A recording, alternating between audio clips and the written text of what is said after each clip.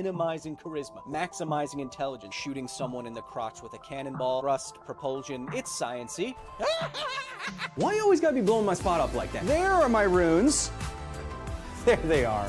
I'm not mad. Science needs art and art needs science. They both need each other to function properly. There are ways to figure out what the paper is really saying. And then I'm ready to get on Twitter and yell at people about doing their own research on... Whoa, hold on there, sports fan. Kyle Hill, everybody! He's the next generation of science communicator. I'm gonna be too old at a certain point to do those terrible things to my body, and it'll be up to you. He's got like a lion's mane. This guy's amazing. Kyle Hill. I'm Boo Rambo. The universe is indifferent to you. Whether or not you have amazing hair, the universe doesn't care. How are trees pushing past this pressure limit? Ah! Behold, my balls.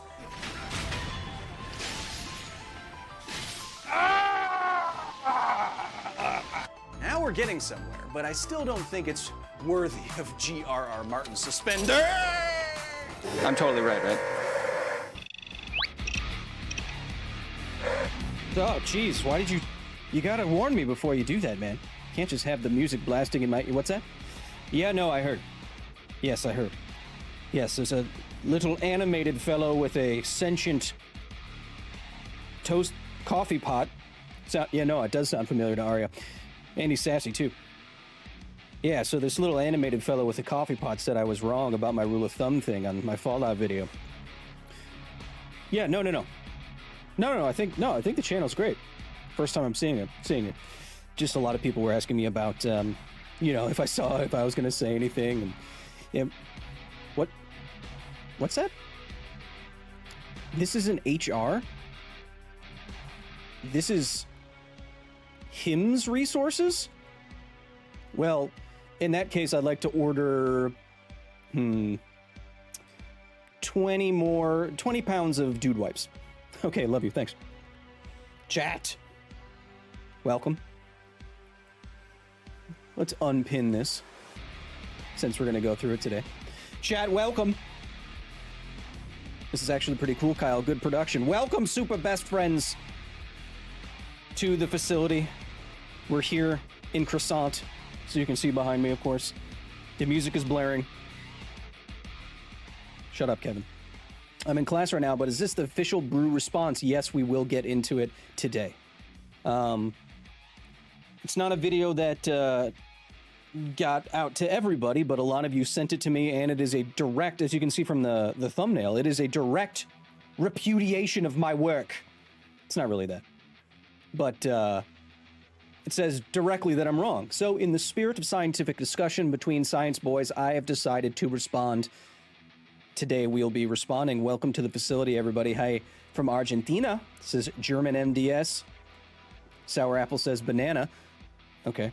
Predator Acer Z says brew destroyed you, Kyle, in a good way. Incorrect. Chat, welcome.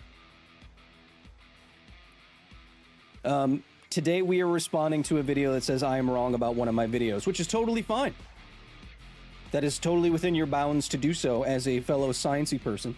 But in the spirit of peer review, I am going to respond. Response is warranted, says Super Best Friends. Eric Wood says first Kyle Hill stream. Welcome to La Facilidad.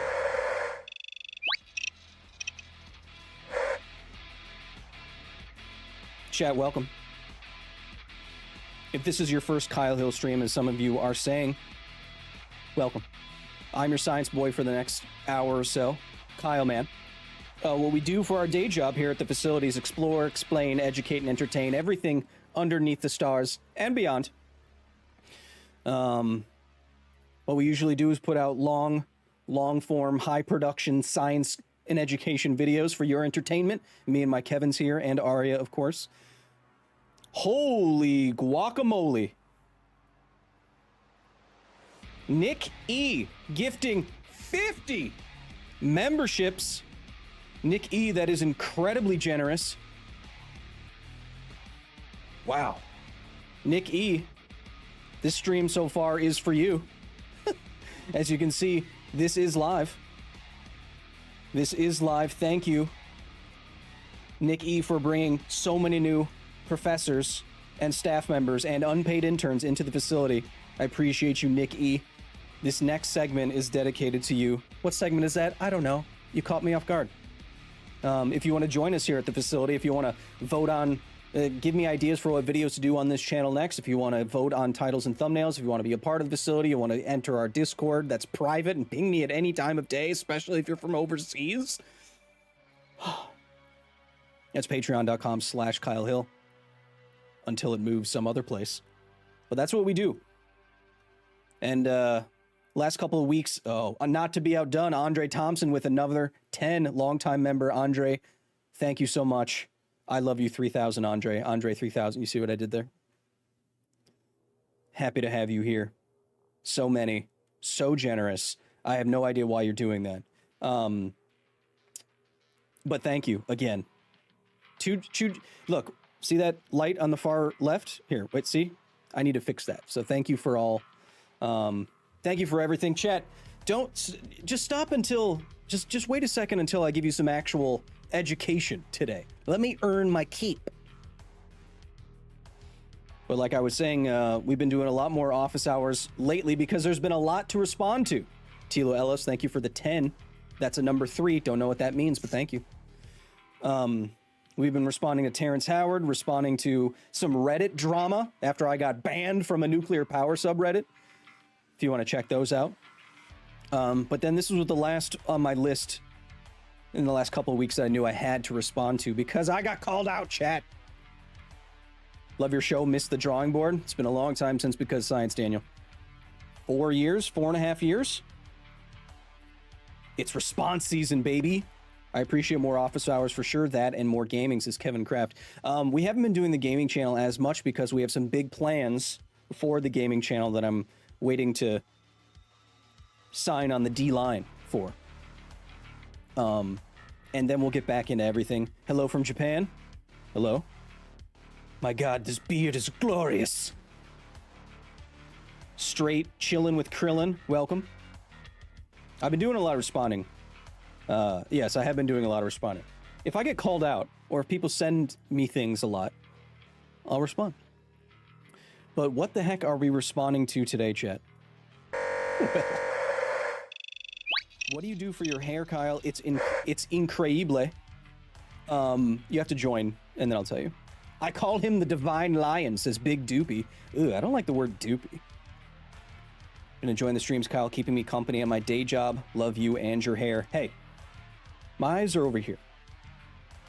My eyes are here. Keep up the communication of science. Chat, I'm thinking about transferring to a new platform so I can start writing in earnest again.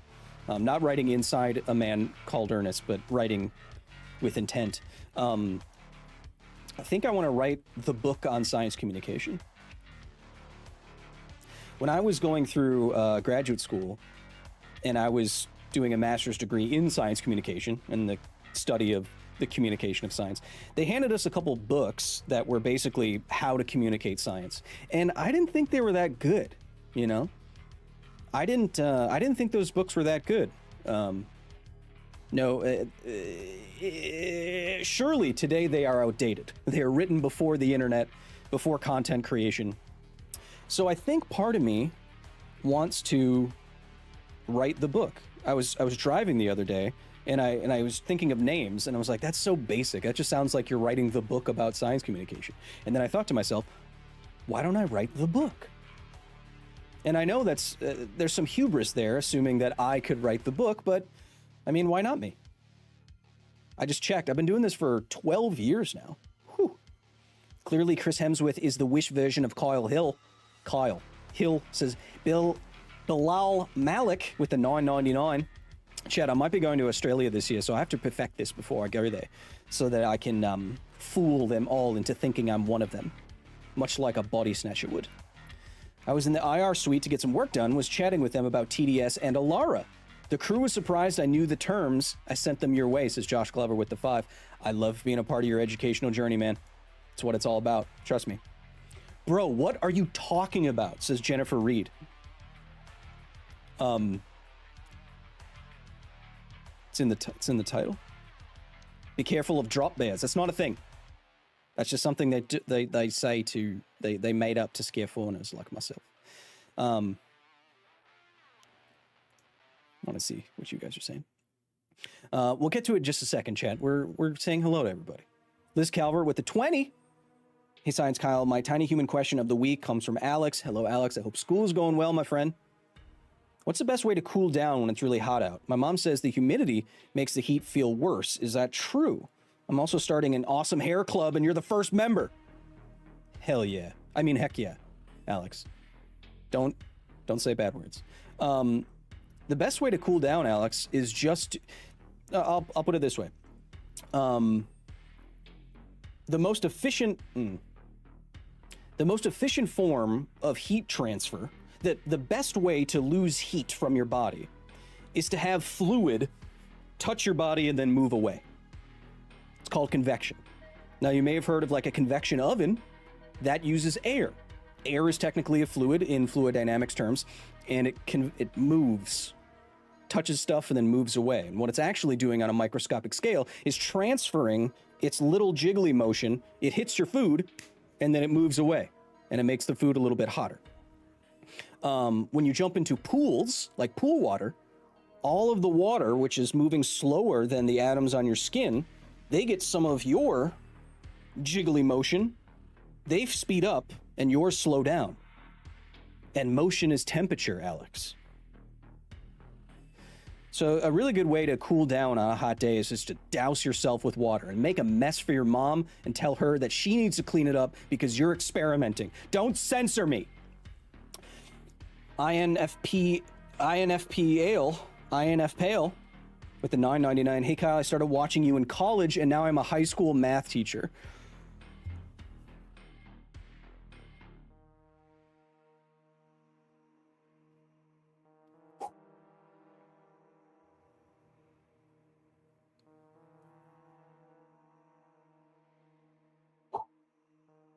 I would love for you to write a book on science communication, as I think about it a lot as a teacher. Pale, I am honored and absolutely honored and humbled to be a part of your educational journey. I've always told myself that I would love to have people come up to me and say something like you exactly, what you just said. Exactly what you just said, and then that would make it all worth it for me. So I appreciate you. I appreciate you working out there on the front lines of education. I know kids these days are a little, terrible. So, hello to you. Hello to all your students. That's incredibly nice. And usually I screenshot those kinds of things and I put them in a little folder on my computer that says nice things. Your Aussie accent is good, but how about Elliptus with the 10 says your Aussie accent is good, but how about your Minnesotan accent there, bud? I think... Kyle, why is glass transparent? Because the photons of light don't bounce off of it. Anyway, chat. We've been dilly-dallying. It's enough dallying for my dilly. Don't dilly my dally. Sally. Let's get to it. Chat, what we're talking about today... Let me do a little moving and shaking here. Look at this thumbnail. How could I not respond to this? They're calling me out, chat. They're calling me out. So this is the brew video. Yes, Tetranaut. You said you watched it the other day. Give your best Southern accent? Well, like stereotypical Southern or like cowboy Southern? Or like deep South? We talking like a deep South, or we're talking like just something a little bit lighter? Science beef. It's a hell of a thumbnail. It is. So they published this video, a channel by the name of Brew, which I've never watched before, but they have a lot of subby bubbies, and I like their production value. And they said, I am wrong about this. And basically what I said in my video is that the rule of thumb, or so it's called in Fallout, doesn't work. And that is, a nuclear explosion goes off, you look at it, this is important, you look at it first, and then you evaluate it. And if it's larger than your thumb, you're in danger. Okay? A lot of good comments on this video. This isn't drama, it's peer review. Oh, don't worry. Someone will let you know if you got something wrong. And that's why we're here today. This is the most polite "you're wrong" video I've ever seen.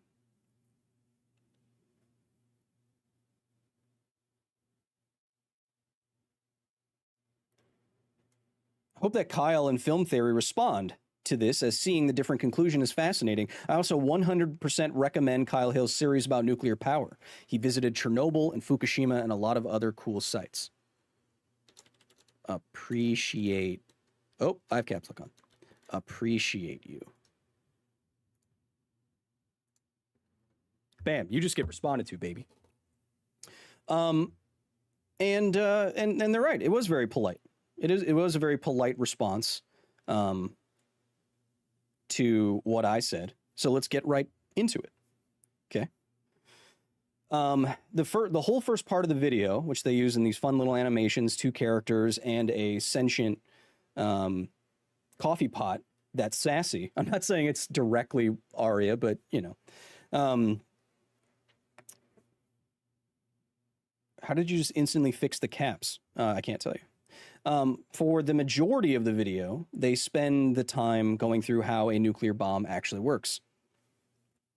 Paramountain says, "Brain me, daddy." Jesus Christ.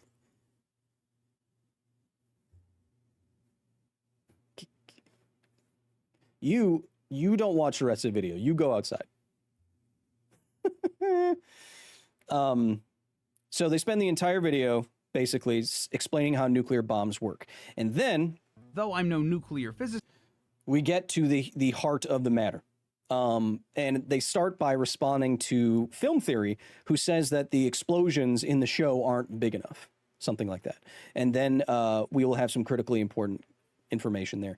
Vicky and Benji with the 5. This is for the dogs of Chernobyl. Knew you would be responding to the Brew Crew. Hayden M with the New Zealand $5. Would we be able to tell the difference between dark energy expanding the universe, or if matter itself was shrinking at a consistent rate, causing it? Okay, that wasn't my best job. I've been working on Australian. We don't know. We don't know what's causing the expansion of the universe. Not yet. Anyway. I do know that these bombs are supposed to be massive. Can you hear everything okay? Over my voice and stuff? My hair is better than yours, Kyle, but yours is pretty good, says Ethan Bradley. Put it in the Discord, because I don't believe you. Like stretch up into the atmosphere massive. But these explosions are just not that. They're big, don't get me wrong, but they're not as large as they should be. In fact, if we look at when he exported the mushroom clouds to Google Earth, you can see the fireball is much smaller than the cloud. So wait. Okay. So this is something that I'm about to say is actually, yes, I didn't get this wrong, but I misrepresented what I was talking about. And you'll see why. The bombs in the show could be 200 kilotons? Like the Vault Dweller's survival guide said? I'm not sure, but they do seem like they should be much bigger than the mere 0.1 kiloton that he claimed. What we suspect he should have done was to compare the size of fireballs on screen to the fireballs on Nuke Map. Let's see if we can conduct our own analysis. Okay, so this is I will say that this is the thing that I did not mention and was probably not the best application, which is to say that when I was talking about comparing your thumb to a mushroom cloud, I was using values that was many minutes after the initial detonation, like 10 minutes. So the fully evolved cloud, the cloud at its highest point. Now, what Brew is saying is that to get a more accurate rule of thumb, what you would do is check it shortly after the blast, not 10 minutes afterwards, and therefore the mushroom cloud would be a lot smaller, and therefore maybe the rule of thumb actually has some value. Seeing as none of these CGI buildings are representative of any real buildings other than Griffith Observatory, we can't use any of the ones near the blast for scale. But what we can do is take Forrest's assumption that the airburst is probably the same height as the tallest building in LA, Wilshire Grand Central, and use that as our measuring stick. Howard, please analyze the yield of the 4th bomb. Now remember, this isn't Arya. Occupied with self-preservational preparations. Please? Awaiting verbal password. Just a second. Running through matches. Always wanted to say that. All right. Argue? Get to me. Here we go. Kyle Hill, the nuclear zaddy himself. His words, not mine, but I can't argue. No, I don't think you can. Did a similar thing for his Does Fallout's Rule of Thumb work video. The rule of thumb states that as long as a nuclear explosion is smaller than the size of your thumb, then you are at a safe distance away from it. In his video, Kyle Hill explores the accuracy and usefulness of this trick. He, too, based his calculations on the measurements for a stabilized cloud. That is true. I did. So when I went through my calculations and my estimations, I took the fully evolved cloud after many, many minutes. But what Brew is saying, as I said before, that doesn't make a whole lot of practical sense. Nuke map rather than a fireball. With his assumption that a thumb takes up 10% of your visual angle. It's not an assumption. That's true. And it's an old survival tactic, actually, Chad. A fun fact is that most people's hands take up about, nice little survival tactic, let me get back to that, is that if you're checking to see how much daylight you have left, you take your hand and you put it at the bottom of the sun in the sky. And each one of your fingers is about 15 minutes of travel time of the sun throughout the sky. And then your whole fist is about an hour. This turns out to be about 10 degrees in your visual field. This is a fun little tactic that you can use. I used to use in the Boy Scouts. See how much hours of the day you have left going from the bottom of the sun to the top of the horizon. Okay, so it's not really an assumption. You can measure it. Jonah with the Australian $5. I don't know what to say. How's it going? Hey, buddy. He determined the clouds would still be significantly taller than your thumb even when you're a safe distance, which rendered it inaccurate and useless. But let's figure this out for ourselves. We know that when a bomb first goes off, the visual angle thing is taught in military survival school. Bam! The rising red-hot fireball is what you see. And since it doesn't make any sense to stand there with your thumb out for 10 to 15 minutes waiting for the mushroom cloud to stabilize, we'll use the height of the fireball. Now here's the first problem, Brew. Brew, if you're listening, Brew, if you're going to see this. Here is the first problem with your counter-analysis of my analysis. I know at the end of the video you say that you spent many, many hours researching just how nuclear bombs work. And brother, or sister, or whoever you are, I feel you. Nuclear physics is hard. And the thing that you're confusing here is that while you can say this is the fireball because it's a ball of fire, technically, when nuclear physicists are talking about it, this is not the fireball. This is the rising fire. This is the rising radioactive cloud after the fireball expands. But technically, this is not the fireball stage of a nuclear explosion, even though it's a ball of fire. When we're talking about the fireball, we are talking about an extremely hot and luminous spherical mass of air and gaseous weapon residues that occurs in less than a millionth of a second and then grows in size, engulfing the surrounding air. This is, so I want to, semantics, yes, Paramountains, but it matters. If they're going to correct me on semantics, okay, so this is for our calculation, a rising radioactive cloud. This is what a fireball looks like. This is the fireball. This fireball lasts from starts a few milliseconds after the bomb explodes and then expands out to its largest spherical size within a few seconds, maybe a dozen seconds. After that, it starts rising up and spreading out into the mushroom shape that you know. Okay? So when you're saying they should have I should have used the fireball, game theory should have used the fireball, that's not what this is.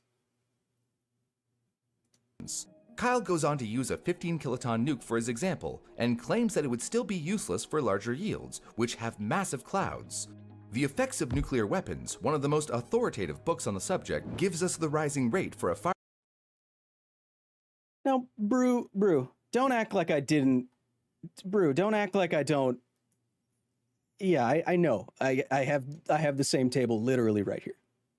I know. Fireball of a 1 megaton bomb airburst.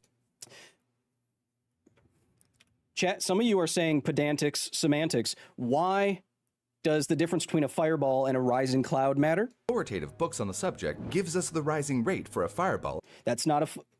What does this say? The rising rate for a fireball is what Brew said. What does this say?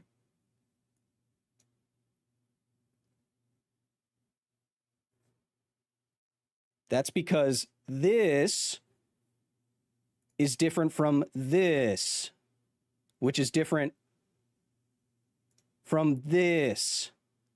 You following? You following? Okay, let's go back.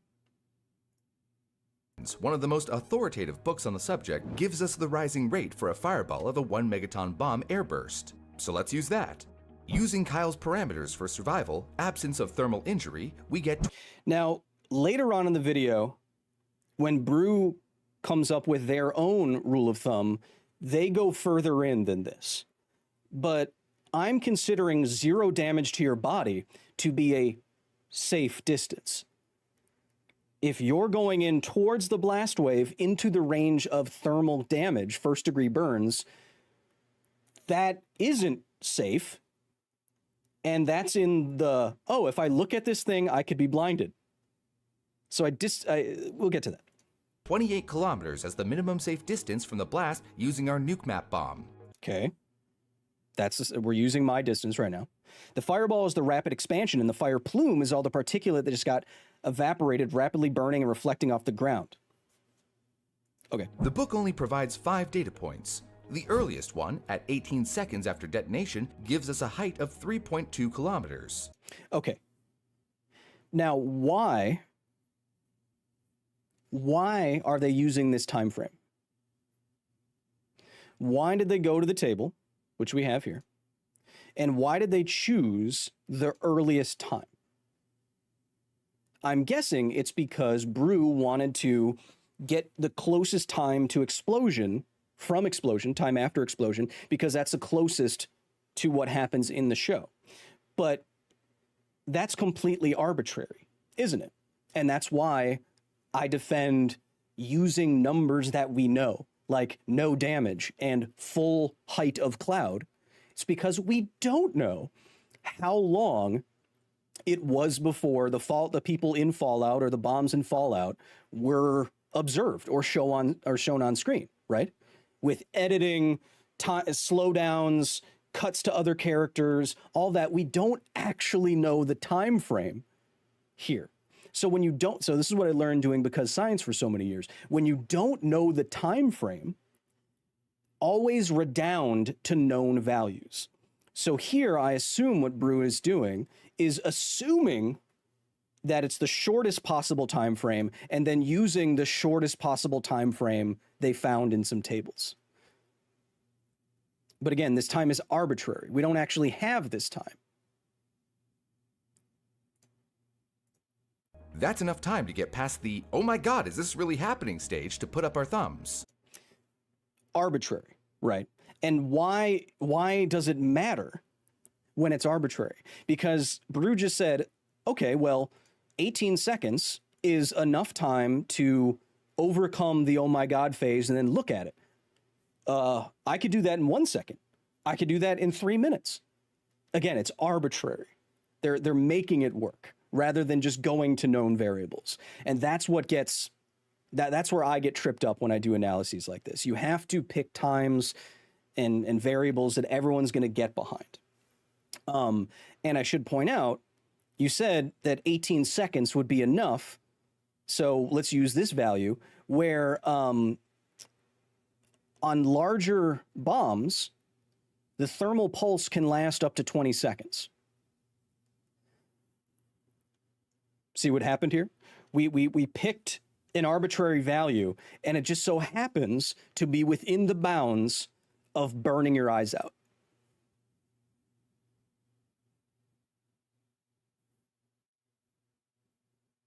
So when you do pop culture analyses like this, start with your variables that are known and then go from there. When I see, oh, I can get my eyes burnt out up to 20 seconds after a bomb exploded, then I'm probably not going to look at a bomb 18 seconds in.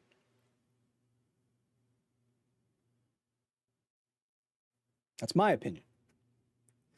And Chad, I'm not getting tilted. I'm just making my case.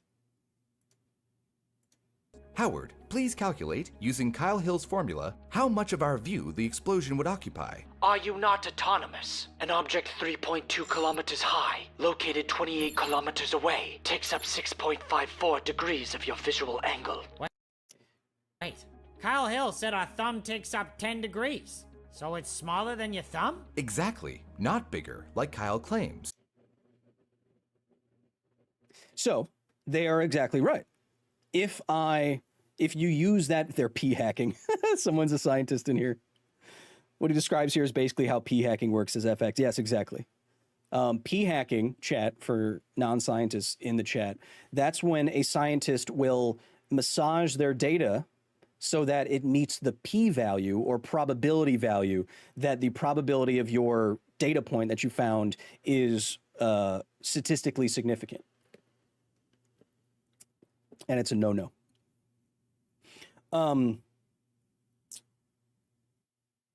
But Brew here, Brew Boy, is correct.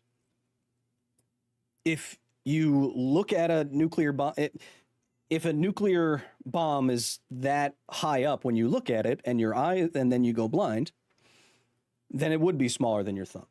But what I like to do is go with numbers and variables we can all agree on are safe and what would make sense in the real world. So what would I do using Brew's method? Okay. So using Brew's method, am I still wrong? Okay. So what I'm going to do is not use the fully evolved cloud. Let's try to come up with an actual time frame, not 18 seconds, like they said. What would be a reasonable time frame that you could reasonably tell people to use their rule of thumb with? It's not reasonable to say, look at the thing as soon as you possibly can. Dangerous. Okay. Liz Calvert with the 5. Kyle, my dad may or may not, who may or may not deal or dealt with flying B-52s and spicy bombs, says that your video is more accurate and that you're about spot on right now.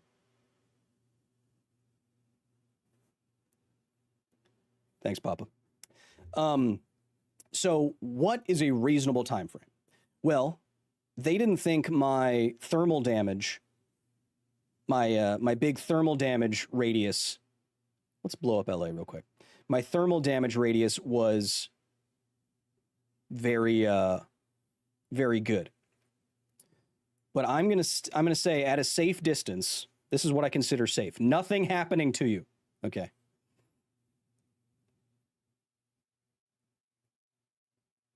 Maya Neko, I think you're exactly right in the chat. So what value would I pick? Oh, what do agencies say? Was that DC? Did I not change it? Oh well. 1 megaton bomb, like we're using a 1 megaton bomb because that's what we have data points for. So we're going to stay in the 1 megaton warhead here. We're going to use my safe distance, and I'm going to adjust my time frame to be closer to what Brew wants me to do.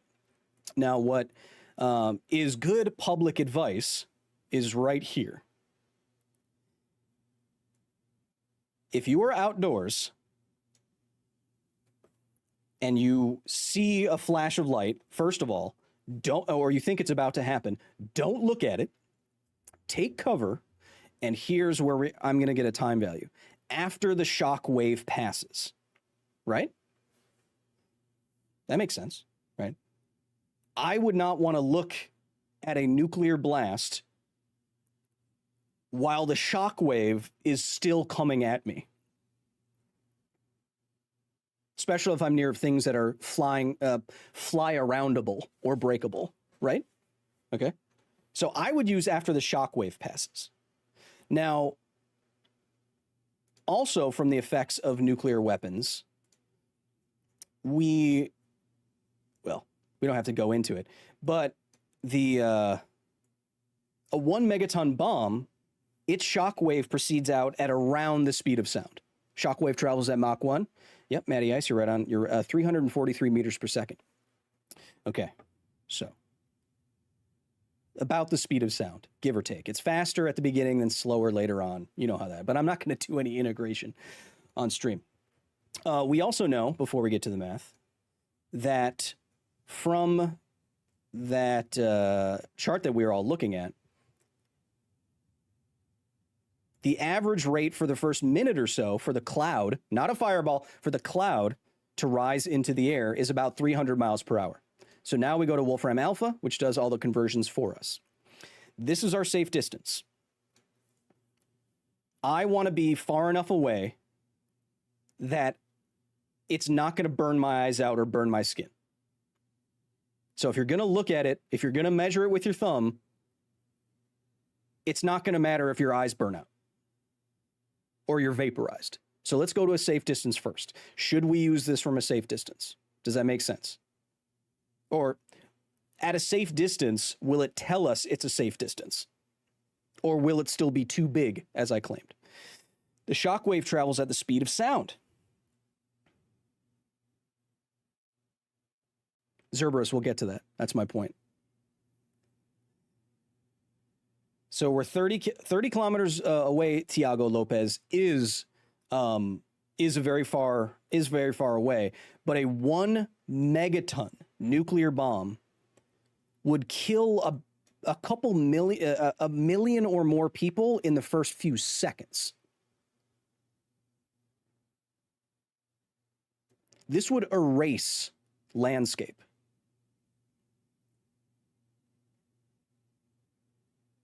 Okay.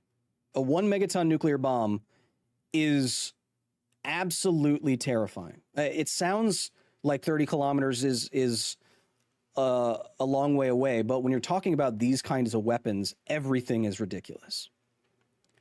Third degree burns at 12 kilometers away. 12 kilometers away. All right? So you're talking about, half a dozen or more miles away, further than you can see. I mean, you'd have to still be in the line of sight, but further than you can resolve objects with your eyeballs, you would still have your skin fall off. So we're talking about an absolutely insane, stupid, apocalyptic weapon. Okay, so that's why I want to be this far out. No harm. Okay, so we're at that far out. The speed of sound, if you divide this value by the speed of sound, that will give us... Just a second, I'm timing out somebody.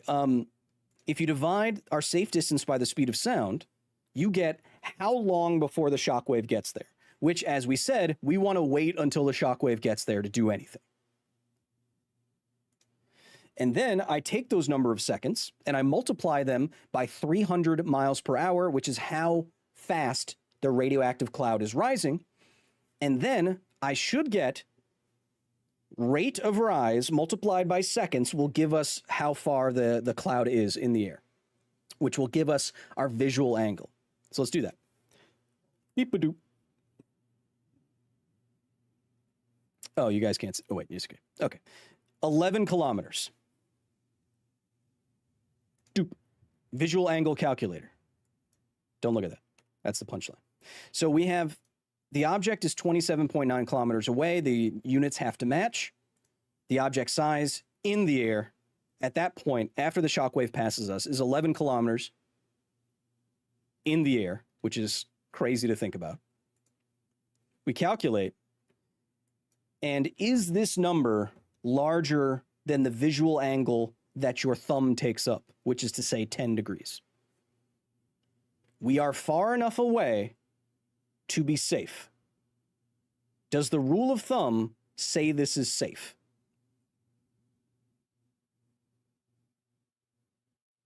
No. No, it doesn't. It says this is going to be twice as tall as your thumb in your visual angle, and yet you wouldn't even get a sunburn. Newish subscriber says Richie Caladot with a 20. I love your channel, passion, and education ability. My wife loves your hair. Well, tell your wife I said, call me back. Holy crap. I'm making my case, guys. I'm not tilted. I'm going through. Brew basically challenged me to reevaluate what I was talking about. And this is me not doing what I did, which was go with the tallest that the cloud could actually get, but the cloud at a safe distance after you're safe. Does the rule of thumb tell me I'm safe? No, it says I am not safe, meaning that it is inaccurate, right?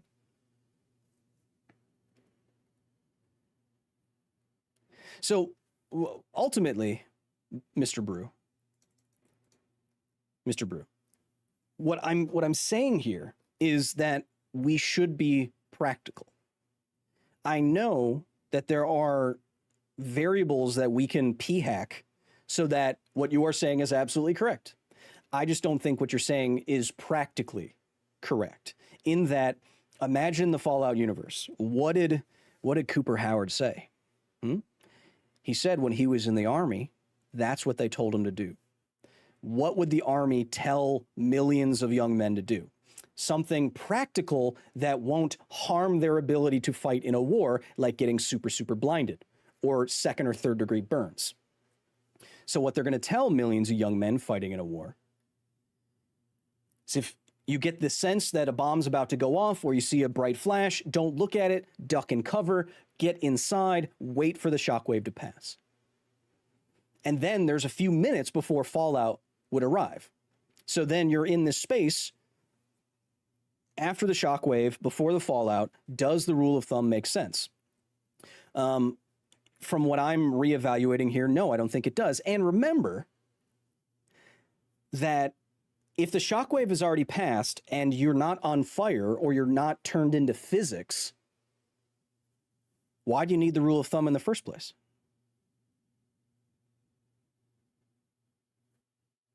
You're already fine. Everything that would not fine you has already happened. And the thumb is not going to tell you how much fallout there is or what direction the wind is blowing, so it's useless for actual fallout. Because you don't know, you might not know if it's an air burst or a ground burst or a subsurface bunker buster kind of burst. You don't know the yield of the weapon right off the bat. Your thumb doesn't tell you that. It doesn't tell you the wind direction in the atmosphere, in the lower part of the atmosphere, in the upper part of the atmosphere. It doesn't tell you any of that. So the rule of thumb, in my opinion, is useless for determining where fallout goes. And it's bad practical advice for people during a nuclear bombing. Like I said, Brew, I think your channel is lovely.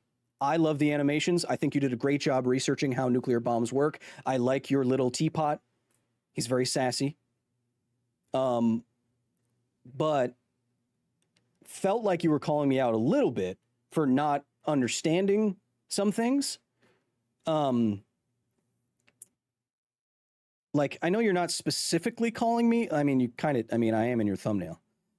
But, like, this struck me this sounds a certain way to me, right? Most paint it to be. Besides, if you have a way to increase your chances of living, why not take it? In the science entertainment world, it's difficult to keep all your facts straight, and people often make mistakes. It's normal. Now, that just sounded just a little condescending to me. Just a little bit. I'm not blaming you personally. I don't know you. Your channel's great.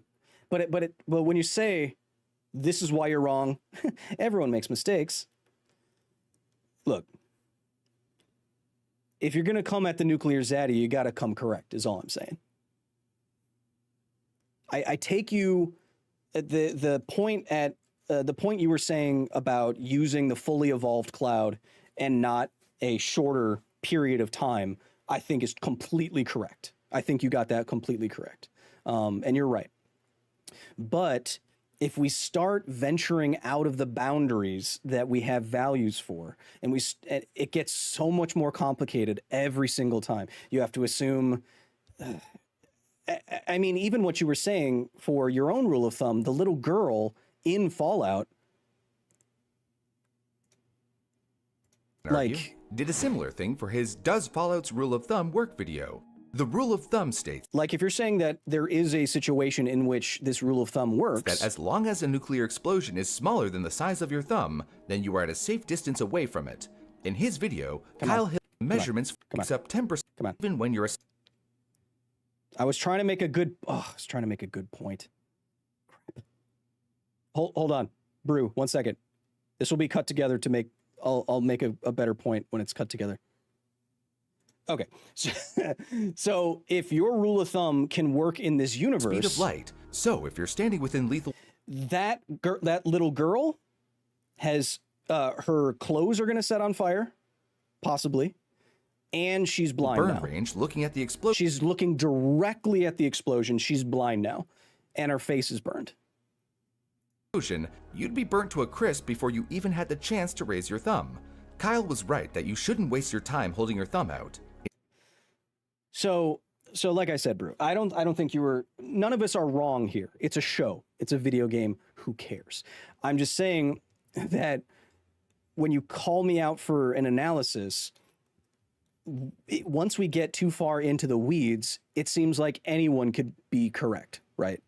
Because there's no actual answers here. We don't know how long it took. We don't know where exactly they were in Los Angeles. We don't know the yield of the bombs. We don't know blah, blah, blah, blah, blah. And we just get lost in details that don't exist. So we're both right and we're both wrong. But also, I think I'm slightly more right. I don't know. I'm just saying that you can make the variables do whatever you want them to do, you know? And I think the variables that I chose were more practical and realistic than saying that the your rule of thumb could work if you got closer to the blast. Yeah, that's all. Because you don't want to test a rule, you don't want to test a safety rule at the point at which you're getting harmed. You want to see if something can really tell if you're safe or not, right? Chat, how are we doing?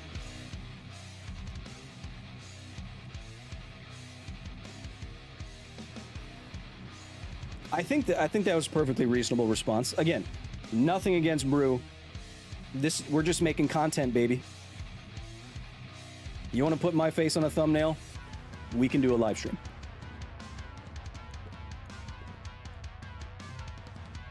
Chat, what do you want to know about, huh?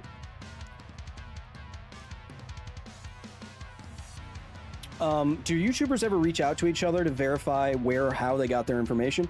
Very rarely in my experience. No, Brew didn't reach out to me or anything. I mean, they don't really need to, you know. If they think they have all the information they need, that's fine.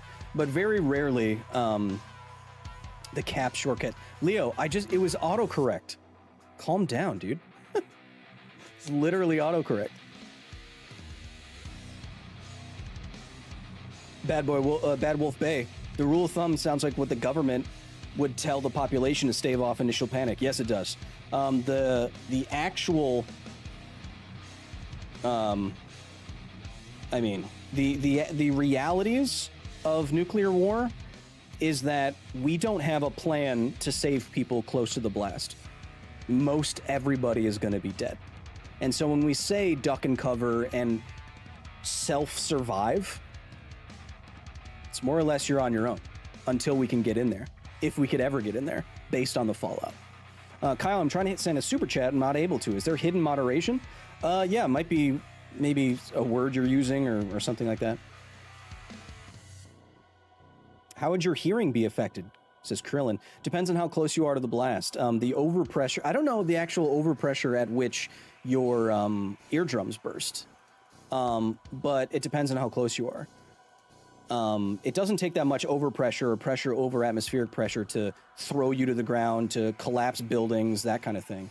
But I don't know at which your eardrums burst. If I knew at which your tympanic membranes burst, then you know the distance. Oh, there you go, Maxim. I would say the best course of action you can do during a nuclear bomb is to hide as low as possible after the notification, like in a garage. Yeah. Kyle, I know we're using 1 megaton for these examples, but in reality, what kind of payload could we expect in a hypothetical current situation? Could we run these numbers? So, okay, chat, chat, I need to scare you. Chat, I need to scare you. I need to scare you for a second. Okay. We have a lot of 1 megaton nuclear warheads. We have a lot of other warheads. The reality of the situation, the crazy reality we find ourselves in, we found ourselves for the last 75 years, is that the yields don't really matter in a general nuclear exchange because everyone is going to be dead, or they soon will be. Estimations of a general nuclear war between, say, United States and Russia are that probably 2/3 of humans will die. Talking billions of people, right? And then after that, if the wildfires do what we think they might do, and the infernos do what we think they might do, we're talking about a plunge in worldwide temperatures from all the ash and material and particulate in the atmosphere, that the average temperature in, say, in Idaho in the United States would be below freezing for 6 years.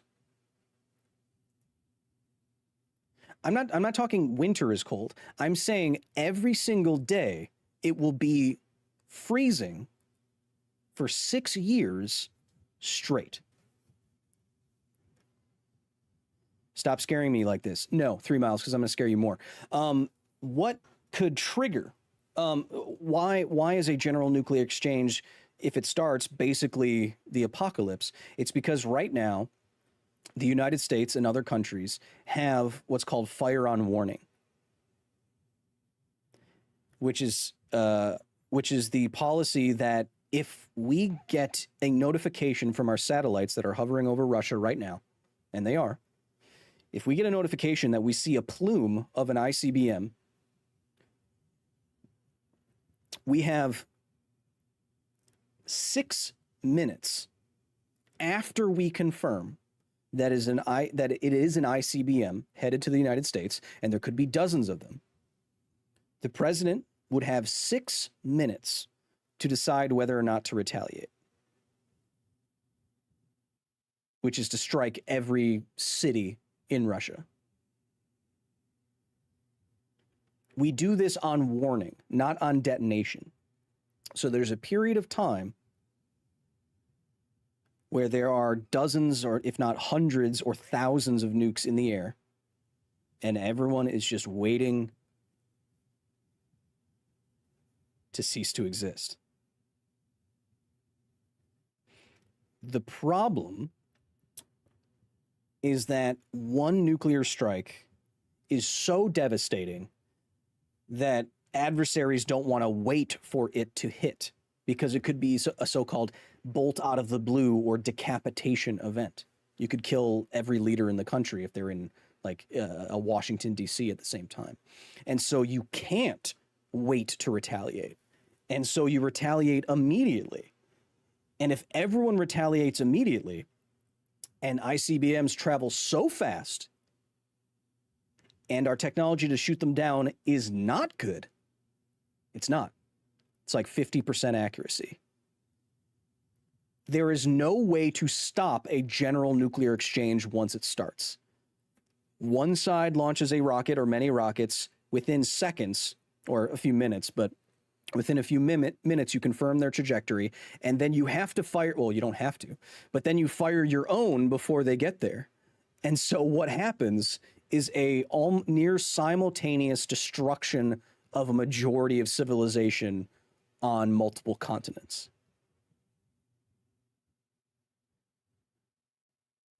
That's what makes nuclear weapons different. The time is so short. The world could end in under an hour. That's why they're different. That's why nuclear weapons are insane. Clickbait trash, unsub, bye, says Extreme Prejudice. Okay. Don't let the blast doors hit you on the ass on the way out.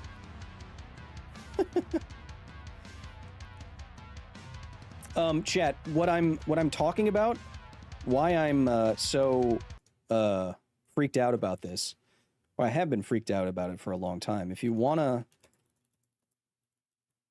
read about what I'm talking about this book.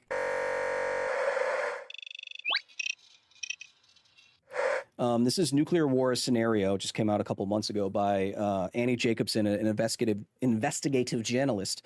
And what she did was she talked to over 100 military personnel and people in the know about how our nuclear weapon systems work, what would happen in a general nuclear exchange, what the policies are, what the president would do, et cetera, et cetera. And then she constructed the most realistic scenario. What would happen?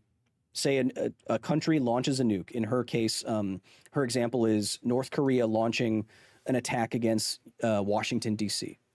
If that were to happen, how does nuclear war progress? And it goes minute by minute. Because the times are so short here, it goes minute by minute. And I was very freaked out by this book. I knew a lot about nuclear weapons, but to see the scope and scale and just how quickly everything can go to, apocalyptic, is very eye-opening. There's a figure, there's a sentence in here that I keep saying to people where it is right now, there are, without a doubt, nuclear submarines off our coasts, or in the United States, off of countries' coasts. North Korea has them, or Russia has them, other countries have them, we have them. Right now, it is very likely that there are nuclear submarines, Russian nuclear submarines off the coast of the United States somewhere. It has been said in this book that those submarines are harder to detect than an orange-sized object in orbit. It would be easier to detect a softball in orbit than it is to detect these nuclear submarines. And these nuclear submarines have on them enough firepower to kill a continent. One sub. And because they're nuclear powered, they can stay under the water for like months or a year.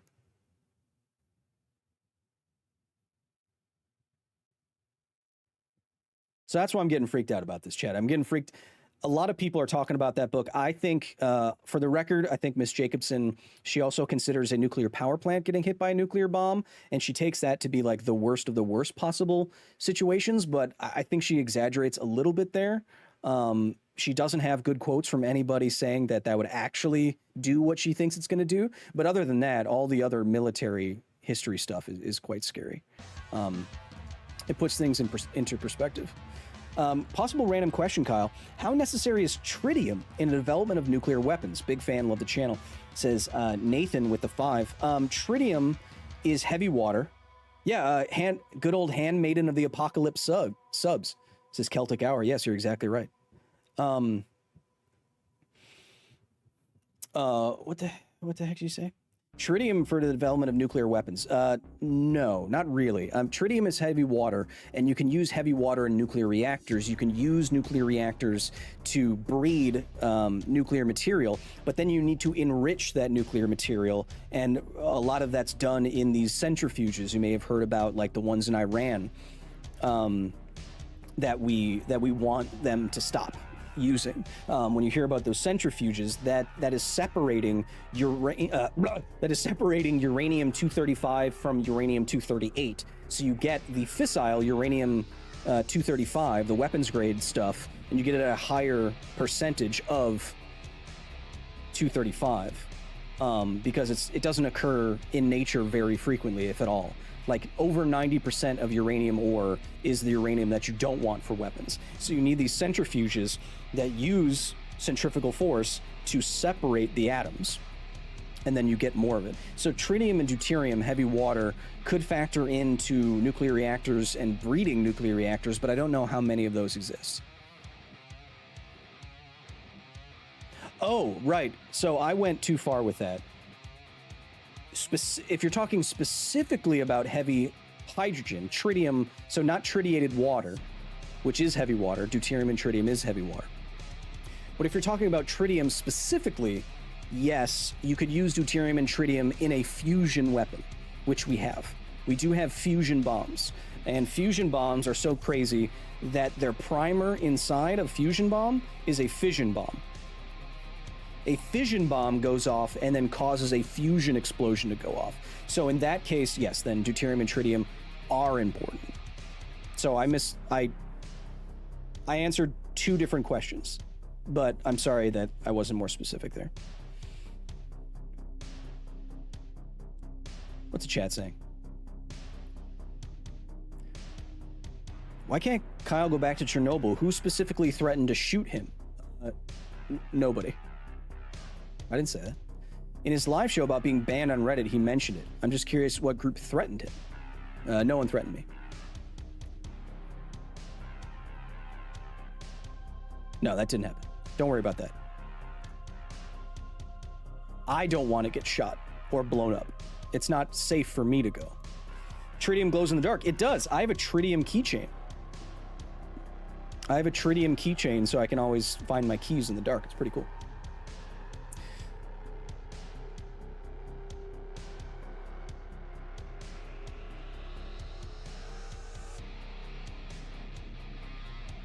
Why can't you go back to Chernobyl? Because it's very close to Ukraine. Chernobyl is a train ride from about a 40-minute train ride from Slavutich, a small town in Ukraine, a town that was purpose-built for all the workers who are going to do the contamination and security and stuff like that at Chernobyl. So to go to Chernobyl, you start in Ukraine. In Slavutich, you take a one-way train ride. It goes twice a day. I don't mean whatever. You take a train its only stop is Chernobyl and Slavutich. It's about 40 minutes, and you go across the border into Belarus, and you go into Ukraine. I mean, Chernobyl.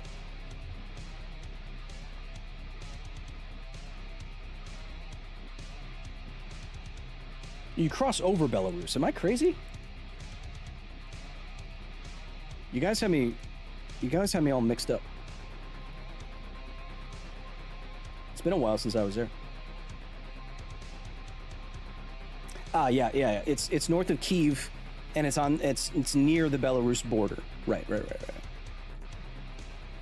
You cross into sorry chat. What I meant was you cross. I think at one point in the train you cross the Belarusian border, and then you come back in, something like that. You're conflating height and width. A thumb at arm's length is 10 degrees wide, but closer to 30 degrees tall. More than your 22-degree angle calculation, says Corey Jones. Huh? What are you talking about?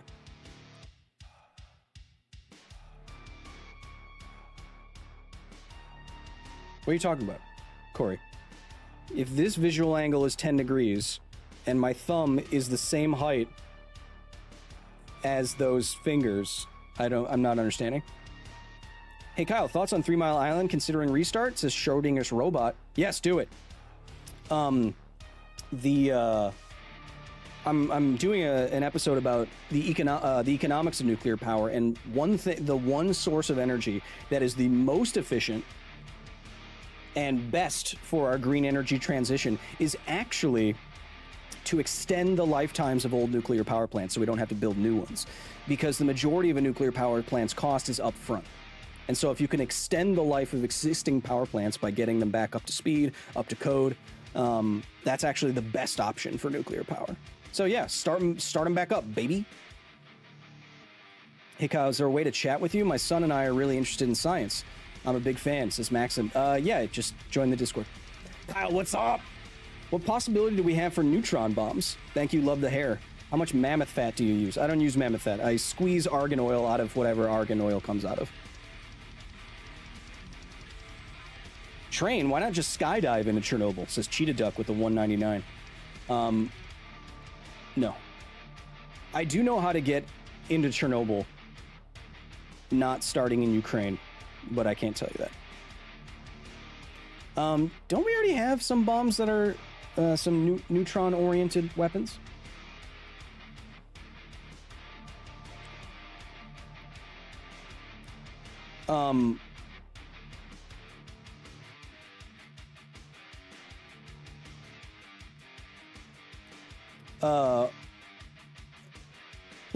Yeah, I don't know why I thought it was not in Ukraine chat. It's been a while. I checked. I went to Satriana or Pertutri. I'm gonna go with the Satchmo. I'm a big Dream Theater guy.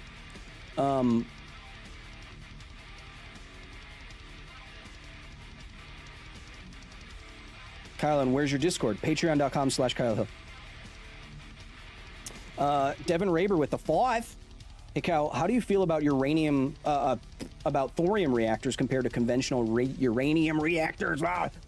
I'm actually traveling next month, Devin. I'm traveling next month to Copenhagen to check out some thorium nuclear reactor technology. So I'll get back to you on that. I'll probably do a whole video about thorium.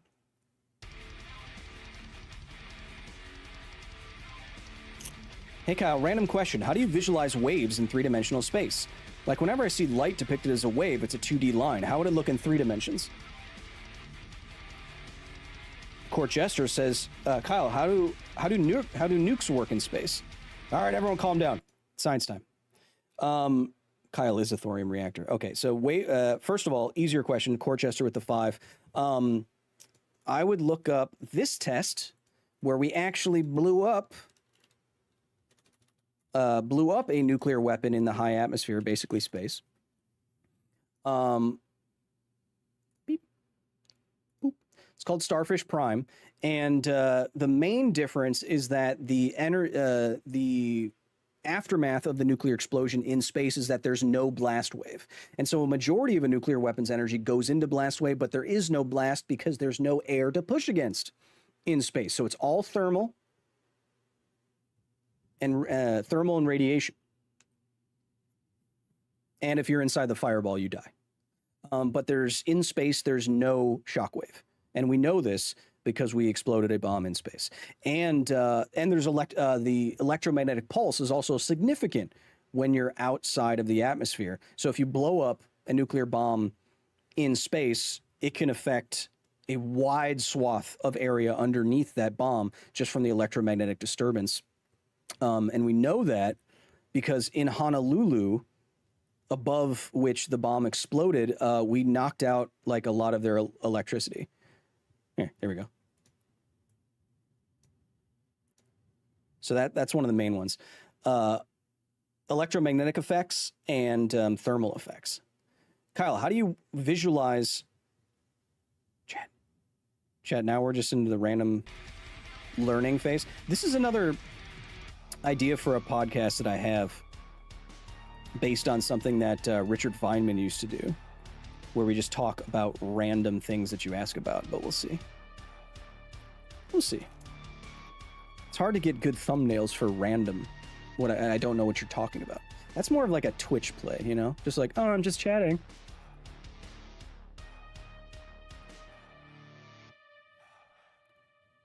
Now, when you say waves in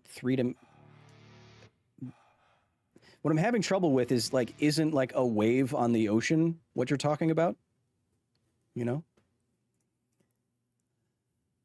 Latchin Hall with the Australian $8. I was wondering about your opinion on the Australian CSIRO GenCost 2024 report if you have read it. I have read it. I was actually sent that report by one of your countrymen. And what did I send back? It was, that back was to Kiwi. I apologize. Oh, actually, let me, so the Australia right now, chat, is going through a turbulent time in trying to figure out whether it wants nuclear energy. And a lot of people in Australia are getting very adamant that nuclear is a dangerous distraction. And so there's been some reports coming out, some statements from government people coming out. And then I was sent this by someone else. Let's see here. 10 out of 10 accent? I only want to hear it from an Australian. I think this is a report I read, isn't it? Show me. Okay. So when I read this, someone showed me and they said, doesn't this look like it's pretty damning for nuclear power? And then I looked at it. Okay, so chat, here's the calculated LCOE, which is the levelized cost of energy. Something that we'll be defining and going through later this month on a full episode about this topic, okay? Full episode. So let's not get too sidetracked. But levelized cost of energy, calculized for 2023 and 2030. Okay. So here's the levelized cost of energy. So it's using many different variables like many different variables that go into the cost. Again, we'll do a whole episode on this. And then with all those variables, quote unquote, normalized, you can compare them against each other. Here you can see what my cursor is doing. Okay. So what looks pretty damning? Obviously, do you have any uranium glass? Yes, I do. It's right here. I have many things. So what I think the person was saying was that this part of the chart here looks pretty damning for nuclear energy. But what this is nuclear SMR, small modular reactor. Okay? This is a new technology, an unproven technology. And it has yet to make it out to the market. So it makes sense that this would cost more right now. More right now because it's an unproven technology that we don't have. But that's when you're comparing nuclear power plants, adding it to Australia or something like that. Karina Milne is an Australian, says 8 out of 10 on the accent, mate. Yes! Getting closer to 10 out of 10. Saying that this is why you can't have nuclear power down under. This is kind of disingenuous, right? Because these are brand new, unproven, economically reactors. Go one to the right here. Large-scale nuclear, like we know how to build. Like we know how to build, like it's built all around the world. And that cost can come down the more that we build them. Now, this large-scale nuclear, it's hard to say in an accent, is right around, I mean, it's not that far off from gas, from coal. In fact, coal can be more so. Within the margin of error here, see the bars, it is within most of these. It's close to solar, it's close to gas, it's close to coal, it's close to pure gas, pure black coal. So when I see this, and people say that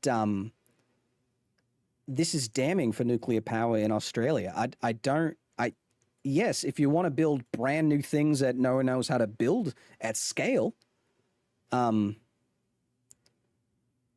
heard too many Kiwis. They're giving you a Kiwi twang to your Aussiness. Damn it. Oh, and you have a Chernobyl avatar. Very cool. Yeah, no, I've listened to What We Do in the Shadows and stuff like that too many times. And Wellington Paranormal is a fantastic show. I'd recommend. That's all Kiwi. But I know I needed to like just relax a little bit more. What is a nuclear SMR? That's small modular reactor.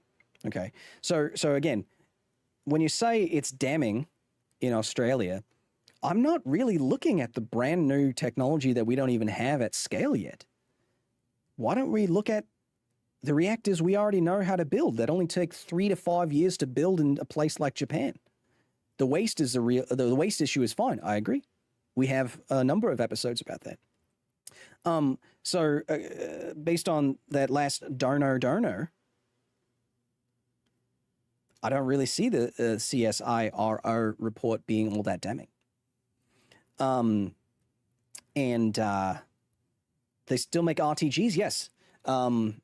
I checked out, I went to a whole presentation about RTGs at INL, or the Idaho National Laboratories. They're still making them right now for spacecraft that will be in space with hot plutonium.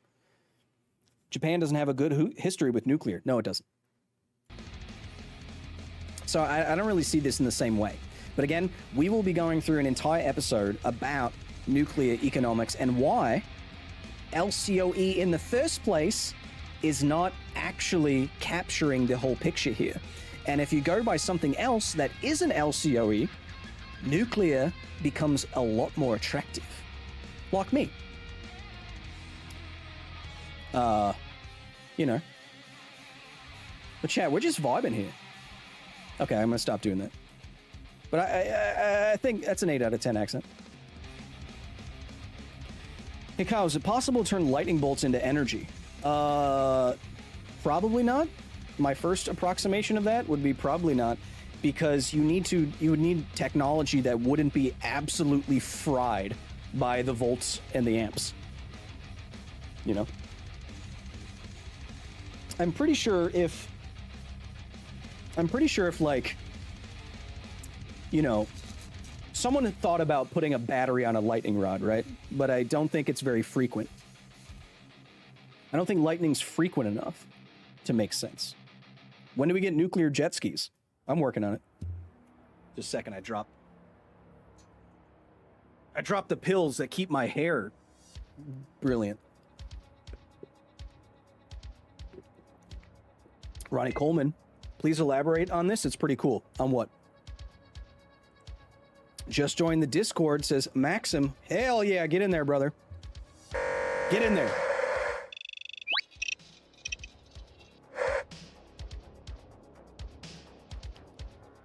We can change that now. James Lishman, or Leishman. James Leishman or Leishman. James Leishman. Hey Kyle, just finished school and I'm headed to college in the fall for a physics and chemistry double major. Love your videos. Hell yeah! Double it up, baby. I did 18 credits a semester when I was doing engineering school. I don't know how many you're gonna do, but good luck, buddy. Kyle, can we see your cool keychain? No, I don't want to get up. I'll show you a different cool keychain. This is a glow-in-the-dark, can't see that. This is a heat-sensitive molded keychain of the elephant's foot.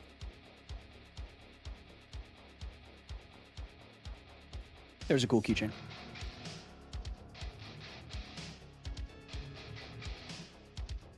I love the way you pronounce my name. I'll try. Maxim Dvoryanchenko? Maxim Dvoryanchenko. Maxim Dvoryanchenko. I think I nailed it. 5 out of 10 on the accent, just to make you want to work on it more, says TJ York. Get the heck out of my face! Nope, I didn't get it. Damn. Hey Kyle, what cool sciencey thing do you have in your immediate vicinity that you haven't shown us yet? I don't think I've shown many of you this. This may have been a different stream. Chat, this is not drugs. Did you ever watch Thunderbirds as a kid? I did. My 3D printed guy? No, that'll be for the video.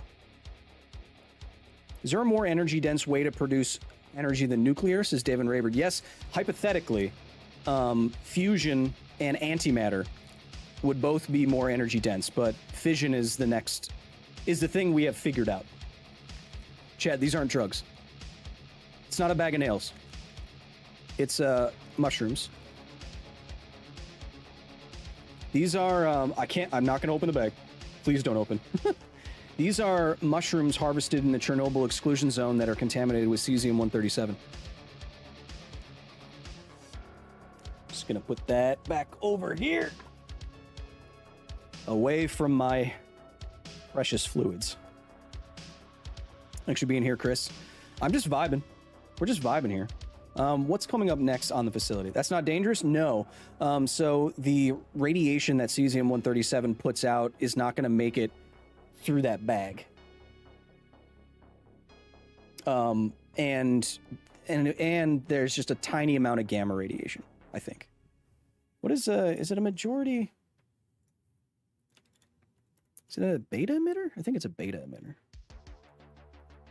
The beta emitter, just like Andrew Tate. Yeah. You sure though? No. Decay mode. Yeah, beta and gamma. So it's not very much gamma, and the beta won't make it through. Won't make it through there. That bag. Or will it?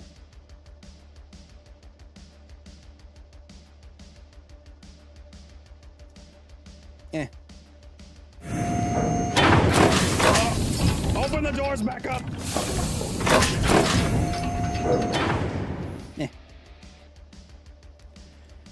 What I would be more worried about is some of that dust getting in my lungs. Strontium-90 is cool because it has that light blue glow. So Strontium-90, Arif Hossein. Strontium-90 doesn't glow blue by itself. What it's doing, if you have enough of it, is it's ionizing the air around it. And the ionization of air gives off a blue glow. Yeah. Don't you want to put it in a safe metal box? I'm getting to that. That's coming up in a video. Seraphic. If you could see light waves, how would it look IRL as opposed to high-frequency 2D lines it's commonly represented? Someone was saying something about a spherical pulse. I don't know. Man, you're tripping me out. I don't know. And blast doors are loud. Well, do you want them to be safe or not? So when you're putting them on pizza, Kyle, that'd be a very bad idea. Cesium, and we'll have a video on this too, because that's all we do. Cesium gets incorporated in your body. It's not excreted in any short amount of time. And so if it's like, what is it, 30 days, 90 days, something like that, it will stay in your body and it will irradiate you the whole time. You don't want that. Madzosaurus with the New Zealand $5. Okay, let's try this. Hey Kyle, Kiwi here. Has news of our government's aggressive war on the environment broken containment at all? No, I don't know what you're talking about. But I would love to visit your country. I also didn't know that Carl Urban was a Kiwi. Minimum shelter time after a nuclear blast is sure Darkbane with the $2. The majority of the fallout,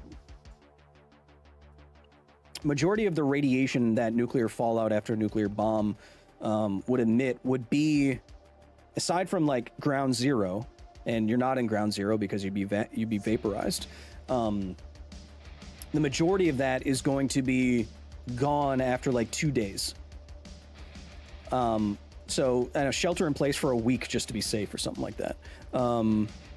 Here, I'll 5 days. Yes.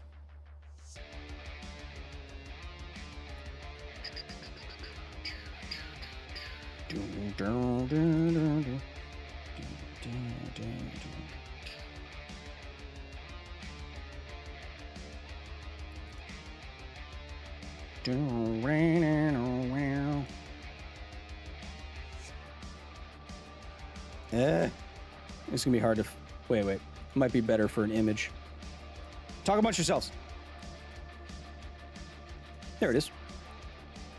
And how do I find this stuff? There we go. Boop. Pop. Boop. Damn it. Pop. Okay. So check this out, chat. So how long should you shelter in place after a nuclear bomb goes off?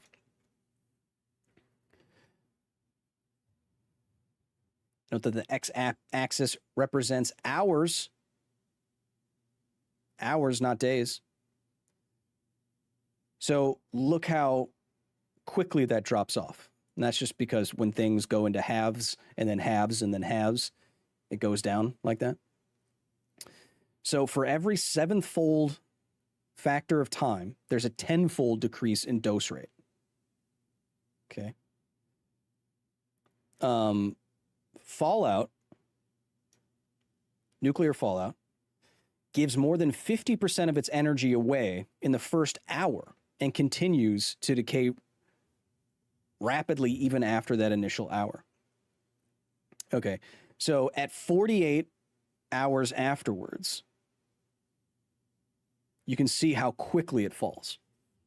So you're talking days, at least 2 days if you want it to get super low, to like a week to 2 weeks.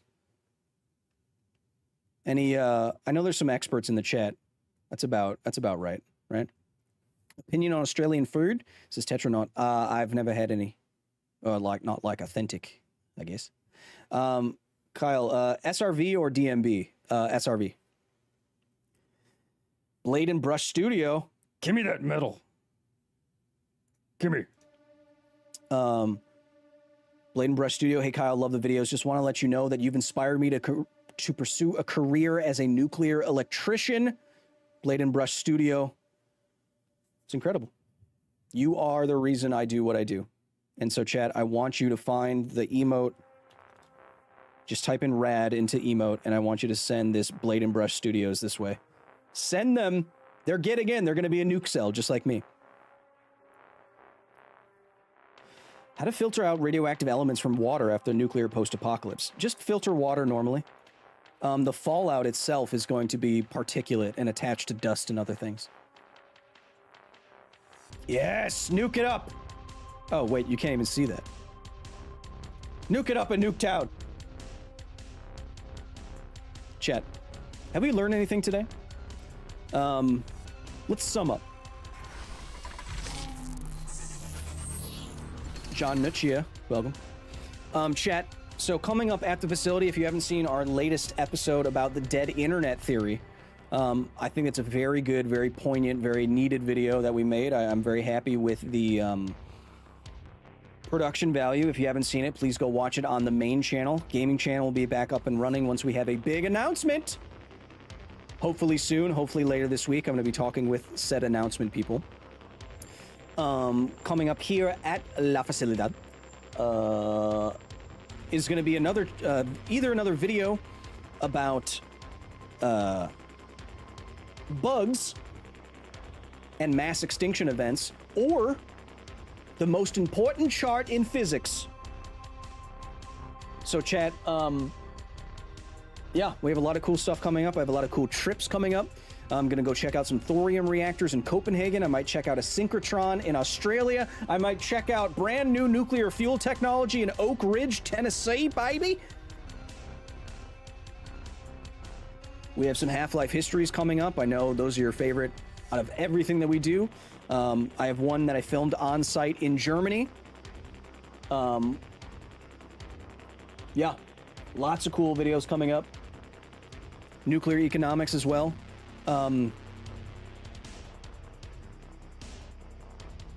ACY, if looking at the blast would blind you, why wouldn't the radiation and the shockwave kill you regardless? Because the radiation from a nuclear blast doesn't travel out very far. I can't get back into it. Kyle, will you be doing a video on the physics of Helldivers? I have great news. I already did that. I'll be going to university near Oak Ridge. Awesome. Yes. Ooh, maybe you can meet with the Hawk Tua girl. Only if she can hawk to me about physics.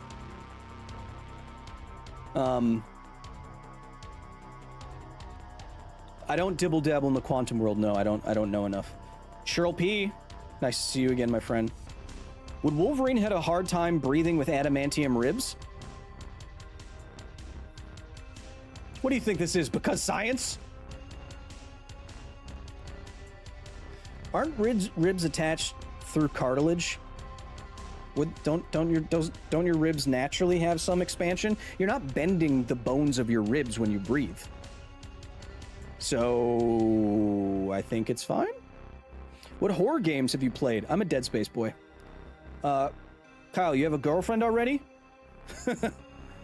Oh man. If you only knew. Chat. I hope you have a wonderful rest of your day, your night, your evening, your midsummer's night's dream. However, whatever time period of Shakespearean nature that you find yourself in. I will see you on the next live stream, the next gaming stream, the next social media post, which is destroying America. The next nuclear video, the next history video, next silly science video. We have so much more coming up here at the facility. I have new Kevins working on the facility right now. We have researching Kevins that are going to make their way into facility videos. That's right, new characters. I'm 3D printing stuff behind me as we speak. Chat, we have a lot of cool stuff to get to. I hope wherever it is the next time I see you across all of those different media, that until then, you have a wonderful rest of your day or night. And remember, be nice to each other, because this is all we got, especially online.